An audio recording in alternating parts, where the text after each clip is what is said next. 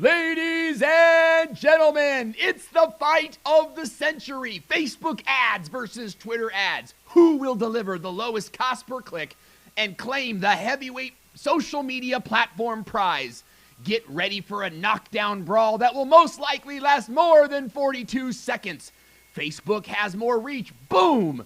Twitter is more targeted. Pow! Facebook has 1 billion users. Ha! Twitter filters their ads. Kapaya! Who will emerge supreme, ladies and gentlemen? Don't let the images fool you. They're just analogies.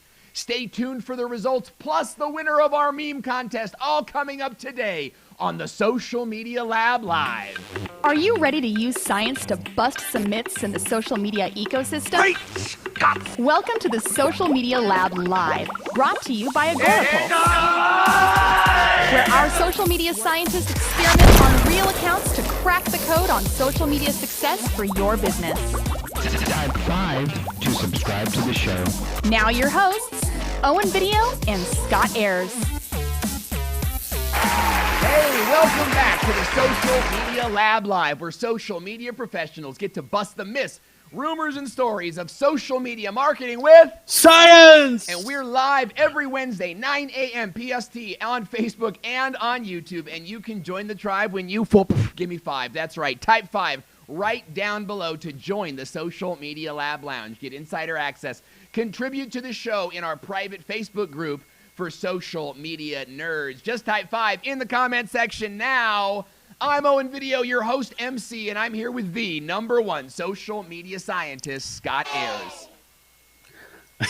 Hey, it's good to see you here today, Owen. Love the wig. We'll talk about that here in a second. But today our show is brought to you by Agorapulse. Agorapulse is the #1 social media management tool for the smart social media marketers and small businesses. If you want to schedule your posts, respond to comments, and get more customers all from one easy-to-use interface, you need to run over to getagorapulsenow.com. You'll get a 28-day free trial. Cool. Once that free trial is over, use the coupon code LIVE, and your first month will be absolutely free on us. So go getagorapulsenow.com once the show's over, or open another tab and go do that now, and then start your free trial today. I know, yeah. Do open another tab, please, because we don't need like our live viewers tanking, right before we go live. Hey, we're super glad that you guys could join us today. We have a phenomenal show today, but first I want to ask you our question of the day. On a scale of 1 to 10, how much do you love Twitter? On a scale of 1 to 10, how much do you love Twitter? And, for me, I'm kind of like in between like a 3 to 5 right now. I kind of, when Twitter started like filtering voices and filtering out expressions, and largely I think one-sided, I just kind of abandoned. Not because I speak in that voice, but because like if they come for you, they're going to come for me. And so I wanted to not build any kind of real platform on that. But I really enjoy like having these sort of random thoughts throughout the day that like, oh, this could be funny, that could be funny. And then posting that. And sometimes I get a great response. Sometimes I just get, I get nothing. Who recorded you snoring? Yeah, exactly. That was my Alexa, I think, is like goes on in the middle of the night and starts recording stuff. Scott, what about you? Are you a big Twitter guy? I try to be. I mean, I go over there to see like trending news and like what's the hot topic everybody's talking about that night or that day. Yeah. But as far as like daily usage and building a community, I'm not great on there anymore because, like I said, like you said, it got too crowded with too much stuff, and then we all get into the bad habit of following too many people. Yeah. And not focusing on the lists and all those things. Which I think if we both went back over there and focus on lists, we'd have a much better experience. I know Dustin Stout, he's a big Twitter guy. Yeah. He's got all the love for Twitter. But yeah, I haven't really found it. In the old days, I loved it for the community building, but now I don't find the community on there as much. I'll tell you, the video marketing community is alive and active. I want to give big shouts out to Jeffrey Eatley, Dean Niman, Matt Geelan, Mark Robertson, Nick Niman, those guys are, and there's a whole bunch more that are just pretty active on Twitter, but we'd love to hear from you in the audience. Are you active, and how active are you on Twitter? Give us a scale of 1 to 10. Want to say what's up to April Shinar, Caroline DeSilver, Joel G. Block, Tim Matsky Jr., Reginald Chan, Chris Michaels, and Jay Mann. Thanks for joining us on the show today, along with Jan Newell is out there logging in. Sarah Monroe, one of our top fans, Jason Webster, is saying, so Twitter is useless now. I think that's a great question. Is Twitter useless now? Stay tuned to find out. We're going to be talking about that right now today in just a minute. But first, we wanted to talk to you. We wanted to share with you the results of our meme contest. Last week, we had a contest for who could create the best meme with Scott's face. And we had 7 entries. The winner of our meme contest will be decided by you, the live viewer, right now. And we're gonna put the winner's meme on a T-shirt. We're gonna send it out to you. So we'll have the shirt for you, and you'll be able to wear your winning meme. Let's go ahead. Can we take a look at the entries right now? Let's take a look at entry number 1, and we need you guys to like or heart or comment on your favorite memes. So this is our first meme right now. Look, Ma, no pants. So no pants. We're getting a lot of hearts coming up in the comment section right now. Naomi Nakashima, Jen Cole, Dustin Stout, and Sebastian Leger all logging in. Great to see you guys today. All right, let's take a look at meme number 2. Meme number 2 is, you want us on the social media facts? You need us on the social media facts. I love the creativity of the folks in the lab group. And by the way, if you guys want to join us in the lab, then just type 5 in the comment section below, and you can join us there. All right, let's go to meme number 3. Meme number 3 is, I want more cheesy poofs. You get that? I'd have that same color orange on my finger. Isn't that how you got the color in your wig? Was the cheesy poof era? You know, I'm more of a jalapeno cheddar type of cheesy poof guy. Just if it matters to anybody out there. What's your favorite type of Cheeto? I want to hear from you guys. You know, I had this idea when I was younger, and by younger I mean like 3 months ago, to create like every bag of Cheetos comes with like a little Cheeto clip, so that you could like pick up the Cheeto with a small clip and put it in. So no. Your fingers okay. Get dirty. All right. Maybe I should make it. I'll call the guys at Product. All right. Meme number 4. Scott, why don't you read this one? Meme number 4. And I will always love you. That one is by Anna D'Onofrio. Next week we got to put the names. We got to put the names on them. That one actually made me spit out my coffee a little bit when I saw it. It was totally out of left field, but I absolutely love it. Wanted to say what's up to Jen Cole, who is out there watching us today. Okay, meme number 5. What do we got for meme number 5? I love it. I mean it. It's science. Science! That's a good one. That is a good one. Brad Friedman. That was Brad Friedman. Brad Friedman. Yeah. You guys need to vote. I want to see your votes coming in down below. So like us, heart us. And here's one. I don't want to flavor the results because we're not picking the winner. You guys are picking the winner. Let's go for this but this next one I thought was so good. Let's see it. Let's pull it up right now. This is from Naomi Nakashima. Do you even science? I love it. I love it. Do you even science? Do you? Yeah, I love it. She told me that she gets that. Her daughter says that a lot, and so it was a nice little reminder of what happens with the kids. Carolina De Silva logging in. Good to have you out here today. And do we have last one? Yep. Our last one. That time you sat on the Eiffel Tower, you brought your kid from the last company retreat. I'm not sure where Brad was going on that one. Yeah, I was trying to. I'm not sure. It reminds me of that Seinfeld episode though, where he sits on where George's dad falls on Fusilli Jerry, and they need the proctologist. Great episode. Okay, guys, here are all the memes from the Meme It contest. I need you to type in the comment section now. Which one did you like the best? Was it 1, 2, 3, 4, 5, 6, or 7? We will announce the winner a little bit later on in the show. We want to give you guys a time to vote. And there is a small delay in between, you typing your comments and then it actually appearing on our pages and then us actually being able to read it. So we will announce that at some point in the show where we feel there'd be a good break, I think, is probably what we're going to do. Want to say what's up to Lilytree watching us on YouTube. Good to have you here. And we have a really, really great show today. We're going to be digging into comparing cost per click of Twitter ads to Facebook ads. And I'll tell you, this is a dangerous show for us to do. It is. And you know why? Because whenever we talk about Twitter, we don't get as much live audience. It's true. We don't. Twitter is a platform that doesn't really excite everybody, but there's a lot of good reasons to be looking at Twitter as a social media marketing platform. Scott, tell us why this particular question is an important question to dig into today.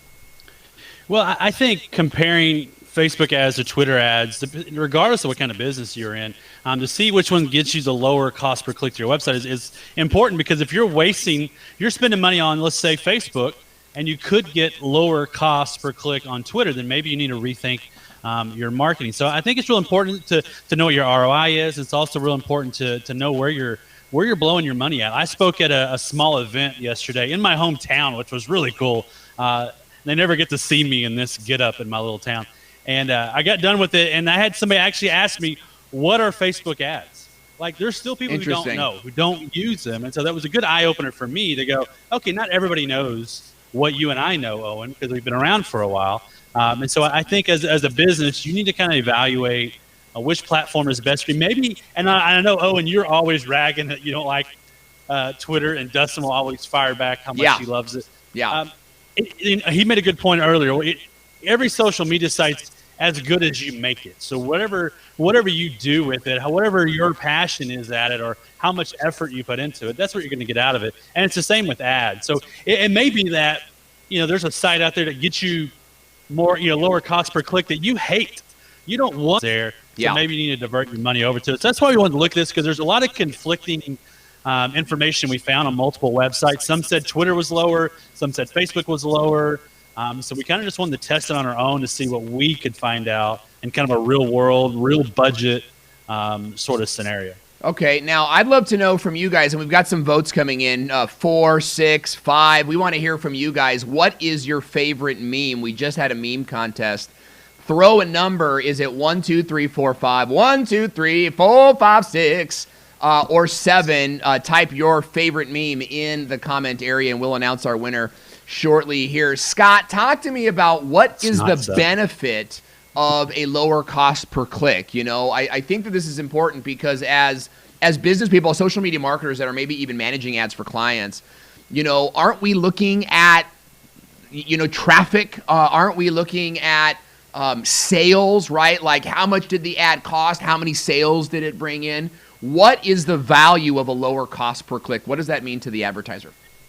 Well, I mean, for me, it means, if I can get in, maybe I can get 5 people over for $1 on one site, but 5 people on another cost me $5. I want that lower cost, and then hoping that they're going to convert, obviously. Now, if those people coming in never convert, then maybe it's bad clicks, and that's something to discuss and figure out. But I want to get people into my funnel. And so, like for us, for the lab, our whole goal is, it's free content. There's no paywall to get behind, but we have opportunities for you to sign up for our email list. You have opportunities to go check out Agora Pulse or anything else that we have going on. So we want to get you into that funnel, hopefully, when you come over to the website. And then those leads eventually trickle down into, okay, I've listened to the lab now for 3 months, and I want to go check out this get agorapulsenow.com that you've been talking about, and then go become a customer. That's the whole idea. So if I can get that for cheaper, then I really want to know where I'm getting my most bang for my buck. Okay, all right. So And I we're love gonna our be. new animated graphic on the bottom. Anybody notice that? Oh yeah, hey guys, look at our new animated graphic down below. Pull it out. Look at his hair moves. Look at that. He even points now. I'm telling Kinda you. blinks a little bit.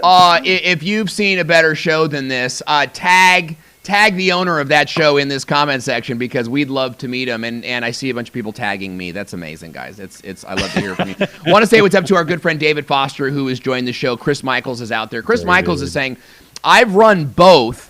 But when I run a Facebook ad from an Instagram post, I get generally 400% better CPC performance because I can target specific fan bases and interests, not just account fans or hashtags. That's an interesting point there. Chris Michaels, always on top of the game. It's great to see you there. Mandy Joe Reindage is saying, I only use Twitter to chat about Hallmark movies.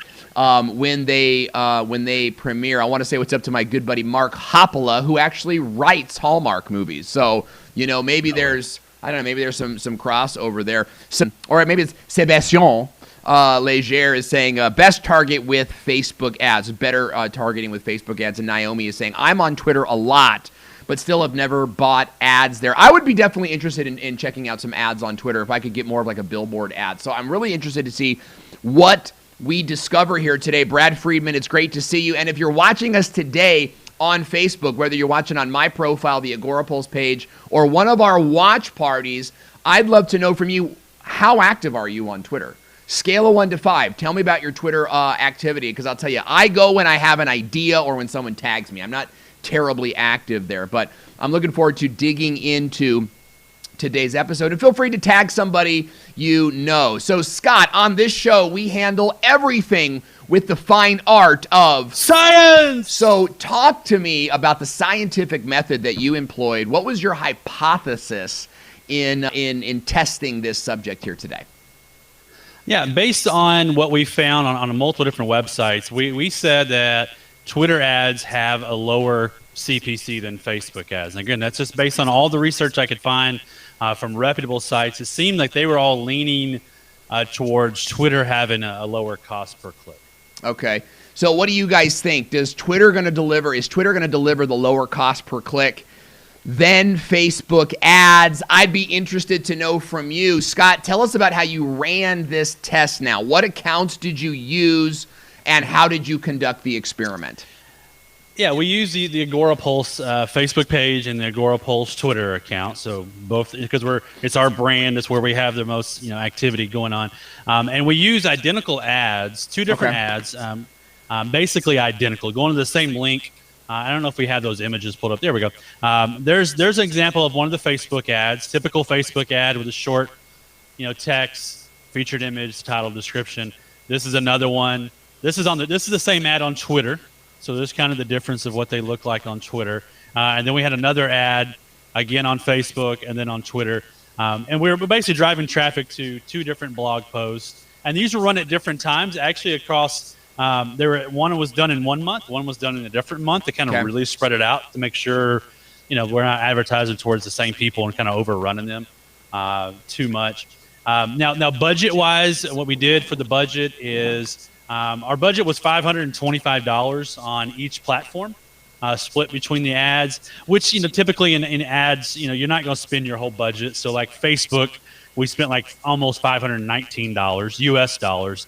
The problem with our Twitter account is it's actually set up and based in Paris, France. Okay. So we have to pay in euros. So it comes out to like 550 euros, which was roughly, at the time, the exchange rate was about 525 US dollars. Okay, so it wasn't necessarily like an exact match in terms of the ad spend. Do you think that having the account, I don't know, what would you call it, like the account IP addresses or wherever the account base is, do you think that where they are in the world is going to affect the reach and those types of things, or do you think that that's sort of a non-issue? I wouldn't think so, because it's based on our targeting. The ad's going to get targeted to however we target it. And so, like, for example, on both of the ads, we targeted people in the United States, Canada, Australia, and the UK. So we're targeting based on English-speaking areas and users. So I don't think I don't think it being based out of there makes any difference whatsoever. Okay. All right. Now, how about this? Because I find that what, like, I can, short quippy things on Twitter, and those will get a ton of reach, right? But if I were to post that same thing on Facebook, I'm going to get a different result. Similarly, I posted a meme on Instagram yesterday. Well, maybe I posted a meme on Facebook yesterday. I post the same thing on all these platforms. Yeah. I get a very different result based on what I'm posting and where I'm posting it. So my question is, do you think posting the same ad, right, like, can skew your results? Should we come up with, and maybe this is a question we should ask at the end, and by the way, folks, I don't know the results of the test ahead. I don't read ahead because I think it kills the value of the show. But do you think that posting the same ad, like, may be great for the scientific method, but what if that ad skews more towards like a better Facebook ad than it is a Twitter ad? Any thoughts on that? I mean, yeah, it could be. I mean, sentiment is a little bit different, but since this is purely a link driving sort of scenario, I don't think it would make that big of a difference. All right. Because they are properly formatted links on both sites. Now, I know what you're talking about, your little video you posted, the one you talking about, the guy hopping over the ramp. Yeah, hot rod. Yeah, the hot rod. Yeah, that was pretty funny.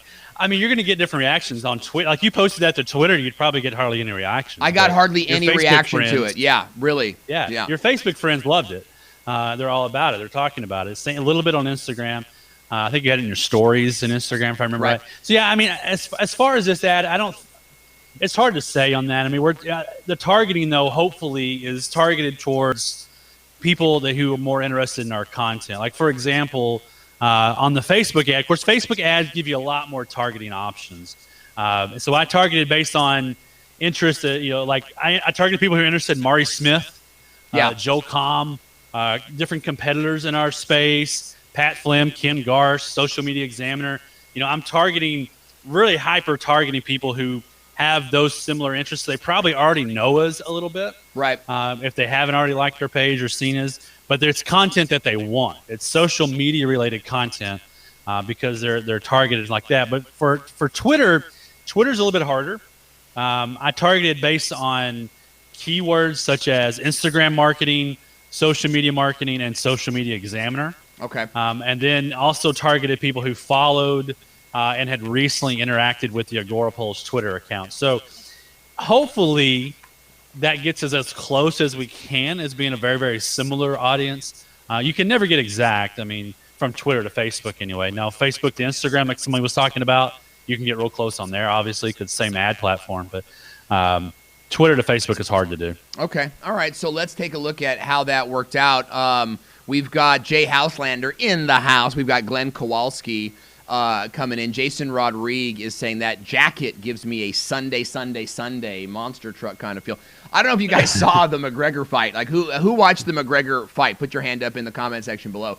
The announcer, I swear, was wearing one of my jackets. I have a jacket that looks exact. And in fact, I was going to wear that jacket today, but it's purple, so it kind of matches. It's like too matchy. Chris Michaels is saying that when he ran his ads, Twitter gave him a lower CPC but less conversion. Facebook alone had mediocre performance. Facebook ad promoting IG had best conversion and doubled impressions across both Facebook and IG. Man, I love to hear that kind of stuff from the audience. Wow, you guys are really you're hitting it really hard. You guys are in the space. So Scott, let's take a look at the data. What data did you collect? What were the results you got from the ads? And why does that data matter? Let's take a look at some of the results. Yeah, so what we looked at is we looked at impressions, we looked at clicks, and we looked at cost per click. So we've got the results already up there on the screen. But so basically what we found out when we compared all the numbers, and I would like to kind of just talk about the raw numbers, but we've already got that up there. But the Facebook ad did result in the lower cost per click. And we're looking at the dollar-wise, or we're looking at the, I don't know if we don't have an image for that, but impressions, we got about 92,000 impressions on the Twitter ad. Facebook had about 77,000 impressions, so less impressions on Facebook than we got on Twitter. Same ad spend. Twitter got 522 clicks, where Facebook got 689 clicks. So as far as a dollar in the U.S. dollar is concerned, where we were at $1.20 per click for Twitter and at 76 cents per click on Facebook. Now that's higher than some stuff you'll see averages because we are targeting. Anytime you're hyper targeting, you're going to pay more, but that's okay because hopefully it's better clicks. I could have just targeted everybody in the U.S. and probably got 20 cents per click or something stupid. Right. But they're really low value. And so that equated out to, as that image showed a second ago, our Facebook ads resulted in 36.67% lower CPC compared to Twitter ads. So we were wrong based on what our hypothesis was and what we found from others. Now, Scott, you actually did some data research on how much a click costs on different social media networks. Can we talk about that a little bit, Melissa? I think we have a graphic for that as well, comparing Facebook, Instagram, Twitter, and LinkedIn. It's the third one, Melissa. There you go, that one right there. So let's show that. Scott, talk a little bit about how much does a click cost and then where your test came in. Did you find that you were average, below average, above average? How did that work out? Yeah, this comes from Falcon.io. This is a study that they had on the median CPC. I mean, you saw there, that's just why one of the reasons we were kind of back and forth on where to show. They're showing average cost per clicks, 51 cents on Facebook, 53 cents on Twitter. So we were higher than both. We were double the median cost on Twitter, more than double, and just a little bit more, about 25, 30% more than the Facebook. So we're a little high. The LinkedIn ones are crazy. I'd like to do some LinkedIn ads, but that's a crazy high CPC. Right.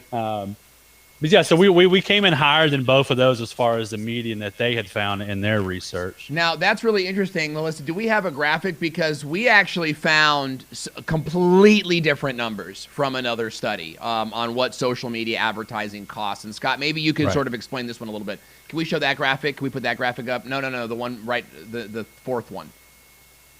These show completely different numbers. Scott, talk a little bit about this. Yeah, and this is why we wanted to test it, because we get these conflicting results. This one came from WebFX, big site.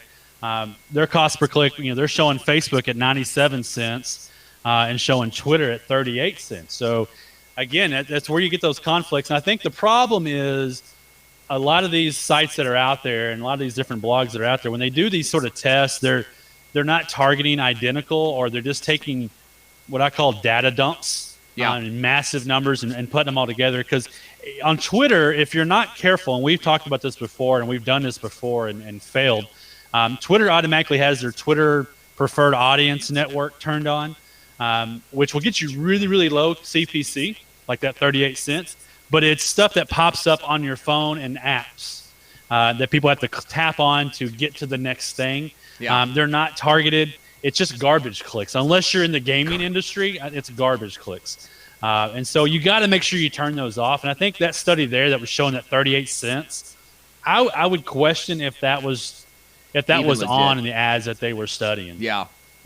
Jason Rodriguez makes a great point about the LinkedIn ads. He says, I would think that LinkedIn, like a click on LinkedIn, would be worth more for sure. And I would agree. I think that on LinkedIn, you got a more serious nature. Like my funny meme stuff does not look. You guys want to laugh? Go follow my Instagram, because my whole thing is about posting funny business stuff, right? Because business stuff is so boring. It's always like, oh, I found look at this show. The guy is in an orange Cheeto wig. You know what I mean? Like. It's Cheeto. It's nacho flavored. It's nacho. That's nacho wig, sir. That's social media marketing word. I dare someone to lick it. That'll happen. It'll happen. Who will lick it first? I think is the look. We try to make it fun, but I'll tell you, like that content. By the way, my Instagram is @OwenVideo if you want to follow me there. That type of content just does not perform on LinkedIn. People on LinkedIn want dry toast. So here's the thing. What does that mean? It means that they're serious. They're in serious mode. Doesn't mean that they're boring people by any means, right? It means that they're serious when they're on LinkedIn, because when you go from social media platform to social media platform, you sort of like take off one hat, right? You're like, okay, I'm on my Facebook. Let's just see what my friends are up to hat. And you go on to Twitter and you go really niche on Twitter, right? Like I'm going to go see what my Twitter friends, which is a different group of people, right, that are active on Twitter. Typically, I think Twitter's a little bit more philosophical / intellectual, and I'm not saying that you're not intellectual if you don't use it. But I think that you can go a little deeper on Twitter, and you have to be really like sharp with your words because you have a minimum of characters. I think Instagram's more fun. LinkedIn is a lot more serious. And so when somebody clicks on an ad or sees an ad, they're doing it with intention and purpose, right? And that could result for you in a sale or a contact. And it's I think it could be more of a lead generation thing. In fact, have you guys seen the meme with like the Breakfast Club? Have you seen this meme, Scott? So it's got the Breakfast Club, right? It's got like Molly Ringwald, Emilio Estevez, the punk rocker guy, like the whole Breakfast Club crew, and it says like these are the social networks, right? And today's social. So it's kind of like gives you a link into like why people, like what types of people, what they're into when they're on those sites. But I do think two things. I do think LinkedIn is changing a little bit. People are starting to go over there. I look at someone like Judy Fox, who's the LinkedIn, goddess over there, and she wears fox ears. She has fun on her live shows and her training. So I think there's some, at least in the marketing sphere, there's people who are having a little more fun over there than they used to. And then someone commented about ads. There's a really good podcast episode that Social Media Examiner put out about LinkedIn ads. You can probably go find it. They had somebody on there who was a LinkedIn ads expert. He really dives into, how the targeting on LinkedIn is. You can target by job titles. Yeah. And your ads on LinkedIn, ads like this, like we ran, probably would not do very well on LinkedIn. Right. Because it's just not what people are looking for there. It tends to be more business, finance focused. It tends to be more job related focus, but there is more and more people now having discussions about their industry, but it is a whole different animal. And you are going to pay a lot more, but I think it will be much, much more targeted. But you got to have a higher, I would think whatever you're promoting, better have a high value and bring in a high amount of revenue. That way you have a good ROI on it. Because if you're paying $6-7 per click, you really hope they convert to a customer pretty fast, or it's an expensive, $2,000 product or something like that. Or at least have some retargeting set up. If they click on your landing page, hopefully then you're retargeting them other places. Right. Look, we actually found a graphic that takes an even bigger look at average cost per clicks amongst different platforms. Melissa, if you could put that on the screen. And while you're doing that, I want to read a comment from KP Kelly and our good friend Kevin Davis, who is an ad machine. Go ahead and put the graphic up, and I'll just talk over it. Kevin Davis is saying, averages don't really mean anything. Targeting, audience, and creative all makes a difference. Now, he makes a really strong point here because averages, it's a median, right? It aggregates the most successful ads with the bottom of the barrel least successful ads, which, by the way, are the ads that I run. Pretty much anytime we do a lot of great stuff organically, but he's right. He's right. Like, you have to take that into mind. Like, what's that average mean? Really, I think you've got to look at your averages, right? Like running ads on Twitter, like for maybe a quarter, and then seeing what your average cost per click is, and then being able to see if that's worth it for your business. I think too many advertisers today are spending time in drive-bys, right? It's like, let's try this. Try this. Oh, it didn't work, right? I didn't make $1 million. It didn't work, right? You've got to stick at anything for at least a quarter. You do. But even I think on, I'm sort of a YouTube guy. I help business owners, professionals, and coaches sort of excel on YouTube. And you got to give YouTube a year, really, to make it. You get an ROI a little bit quicker than that. But some of your best videos, like Fine Wine, need to sort of be on the network for some time before people really start to respond to them. So that's something to think about. Want to say what's up to Zoran Duke Rasabliovic, my boy from high school. Good to see you here. Teo Roxon is joining us for multiple weeks in a row. Teo is an excellent content creator, and we're glad to have you here. Matt Adams is also joining us, and we're glad to have you. KP Kelly says, for link driving, I've had more success with Twitter for business to business. Business to consumer varies on the business. For all other purposes, Facebook has performed better. How many of you guys in the audience right now run ads for clients or run ads for yourself? I'd love to know clients or yourself, or like clients and personal. Type clients, type personal. I'd love to know sort of, who you're running ads for, and if you're even running ads.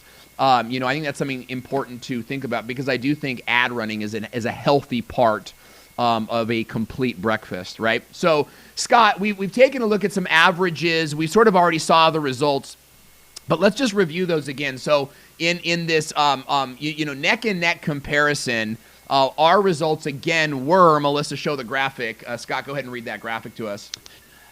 Yeah, according to our research in the Social Media Lab, we found that the Facebook ads had a 36.67% lower CPC than the Twitter ads, sending traffic to the same link and a very, very similar targeted audience. Now, these aren't retargeted audience. I do think you mentioned retargeting. Retargeting really is the key to get lower CPC. But for a test like this, where we're just trying to, really see if we can do something that we can apply for other businesses, I didn't want to dive into retargeting on this. That's big, yeah. But I do think retargeting, you will get lower and get better, at least better clicks in the long run.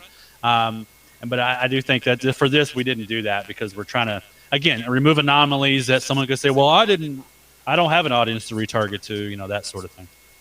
We got Jason Rodrigue, who's busting my chops here, says, look at Owen throwing out his elevator pitch. Naomi Nakashima says, sort of a YouTube guy. I'm massively a YouTube guy. We've got over 4 million views and 50,000 subscribers. But, I don't want to pitch too much. And I really just got to pitch, really, because if you want to grow on YouTube, I'm going to make it happen for you. But that's not what this show is about. It is. It's totally good. Scott is not smiling at all until I play the sound effects. Yeah. Nicole Moriarty is saying, I run for clients. Nicole, which platform do you prefer when you're running ads for clients? Chris Michaels is saying both. Naomi Nakashima, who is a top fan, is saying, I run ads for myself, but I run them on Pinterest first and then retarget on Facebook. And then my good friend Sarah Savola is logging in. Great to have you on the show, by the way, Sarah. I know you're launching a podcast really soon, and we're excited for that. Trish Vroom Warren is saying, I run ads for clients. And so we'd love to hear from you guys. What is your favorite platform for running ads on? Okay, Scott, so now we know that Twitter is going to give you a better, or Facebook's going to give you the lower CPC. What does that mean for us as marketers? I mean, for me, that means, I want to focus a little bit more money. Like this month, I'm focusing the majority of our ad money for the lab on Facebook, trying to drive traffic over to it because it's harder and harder to get traffic these days. Everything's more and more, crowded. So that's where we're moving a lot more of our ad dollars because I can get that lower cost per click because traffic is so important for us to get everybody into that funnel, get them into the email process, and hopefully customers down. Because, Agora Pulse is our product. The only thing we sell at this point, and it's a slow process. We're not a quick buying thing, so it could be a 90 to 120-day buying cycle. So we've really got to get good leads into there, and that's why we want to get the lowest cost per click as we can. And Facebook seems to be the better place compared to Twitter. Now it might be different when we compare it to Instagram. Yeah, and I think that it could vary per product as well, kind of like what Kevin Davis is saying too, right? Because you have the Agorapulse social media manager it's like an enterprise product, right? Would you agree? Like, who's the target client for the Agorapulse product? I would say our target clients is mid-sized businesses or agencies who got multiple people doing their social media. That tends to be our average sort of person who's got multiple accounts or got multiple team members running social media. Right. So are you targeting the social media manager? Are you targeting the CMO? Are you targeting the CEO? Or is there overlap there? It's probably overlap depending on what we're running ads on. We run a lot of ads. Like, granted, I just do the ones for the lab, but we're running very targeted ads on different levels depending on what we're talking about, especially on Facebook, based on job titles and those sort of things. Yeah, it's interesting. I would love to really, see. Go even further, and maybe we can do that in a future episode in terms of cost per acquisition, right? Because I could see Twitter being a great place for you if you're targeting sort of that crowd and you're getting the social media manager, you're getting the CMO and the CEO, and creating conversation around Agorapulse, right? Like, hey guys, we should use Agorapulse instead of this other godforsaken program. Hey, Agorapulse. Then all of a sudden you're building some of this momentum. Whereas on Facebook, you might be getting more of a, when I'm on Facebook, largely, I'm sort of on a break from business. Even though I'm talking about business, I sort of take off my business hat and I'm like, let me take a little breather. Let me go to the water cooler and hang out with my buds for just a minute on Facebook. And so I might see the ad, but I kind of skip through it, you know, because I'm not there to do business necessarily. What do you guys think? Are you on Facebook to do business, or are you there to have fun?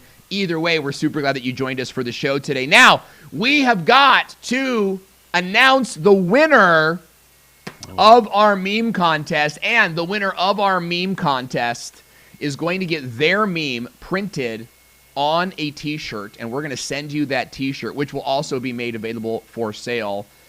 Our winner today is number 6, Naomi Nakashima's beautiful creation, Do You Even Science, is the winner of today. Let's just show that one more time. That is our winner of the meme. So Naomi Nakashima, we are going to put that on a t-shirt, and we are going to send it to you so that you can wear it with pride. You know how to get a hold of me. Just please email me your t-shirt size, whether in ladies or not ladies.